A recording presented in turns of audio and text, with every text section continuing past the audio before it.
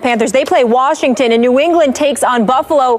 Which squad is more likely to lose its first game, or will it be neither? That's the Twitter question of the day, so send your vote replying to the hashtag #FirstToLose. In Philly, the MRI on Sam Bradford confirmed he's suffering from a separated left shoulder, according to our Ed Werder. Bradford also is in the NFL concussion protocol. He could miss this week's game, so there's a very good chance Mark Sanchez could be under center for the Eagles against the Bucs. Here's his teammate Lane Johnson on Sanchez. Sanchez is more up-tempo than Bradford. Mark's probably a little bit more conscious of the tempo. He may go a little bit faster pace than what Sam is. So other than that, probably just the tempo, maybe a little bit faster. Stephen A., should they make Sanchez the quarterback for the remainder of the year? I believe so. I believe the time has arrived for the Philadelphia Eagles to go in a different direction. They just lost to the Miami Dolphins after being up 16-0.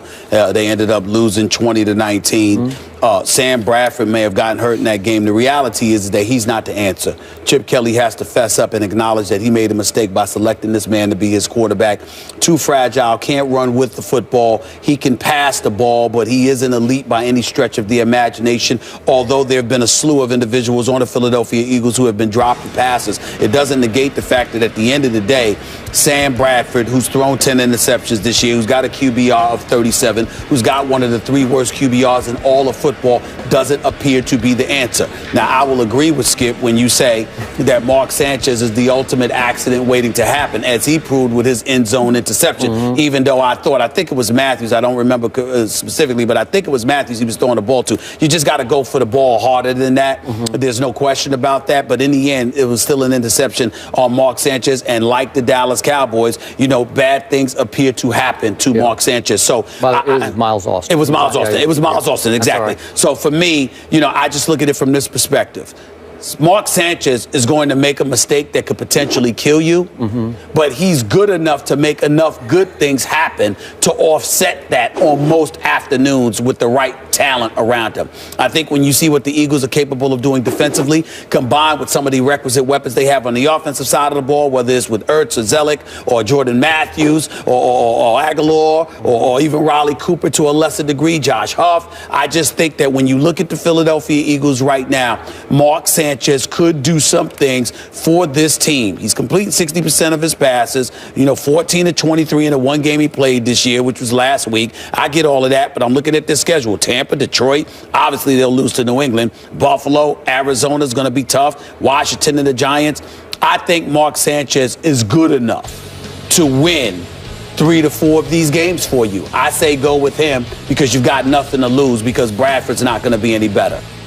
7 games. So you think he could win 3 of 7? I think he could win. I think you could pencil him in for 3 of 7. Okay. He could potentially win 5 of 7. Okay, so they're 4-5 right now, and if he wins 3, that gets him to 7 and 9. If they win 5, they get to 9 and 7. Okay, all right. But I'm just saying what Sam That's being a little generous. Yeah. Yes. 5. Well, I'm just saying. Well, let's look at it.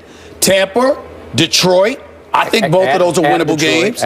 Yeah, but I think both of those are winnable games. I think Buffalo's a winnable game. I think Washington and the Giants are the winnable games. I look at New England. Obviously, that's going to be a tough one, and Arizona's going to be a tough one. But Arizona's at home.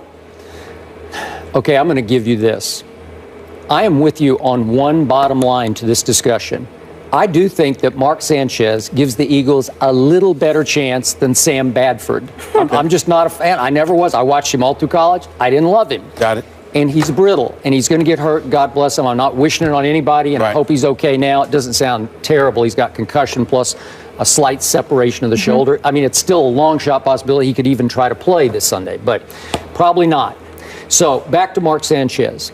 No quarterback I've ever watched in pro football can look better and worse than Mark Sanchez. And you don't know when it's coming because, listen, on Thanksgiving, as I remind you, last year, and we're almost up to Thanksgiving this time, Mark Sanchez blew my Cowboys off their home field on national TV. One of the great humiliations for me in Cowboy history because it was a wipeout. And do you remember our Friday show? You were all over me because my Cowboys, right on schedule, had stunk it up on the biggest, one of the biggest stages in the sport. That late game on Thanksgiving after everybody's eaten their Thanksgiving and they sit back and watched the Eagles carved the turkeys that were the Dallas Cowboys. And it was, listen, it tore me apart. It was hard to go in there and do that show with you on Friday.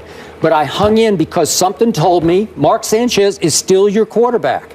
So he started 8 games last year.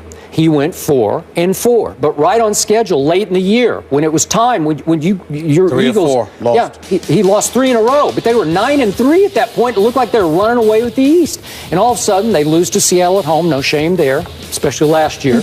Then my Cowboys went there and took it back out on them, and then they went to Washington, and remember that Saturday night game, and they stunk that up and blew it thanks to Mark Sanchez, and all of a sudden they fall to 9-6. They did win their last game, but they missed the playoffs. Mark Sanchez, ultimate accident waiting to happen. And I thought it was classic the other day. Remember, it's 2nd and goal from the Miami 9. They're down 1 point, 20-19, and 4 minutes left, 4.5 minutes left in the game.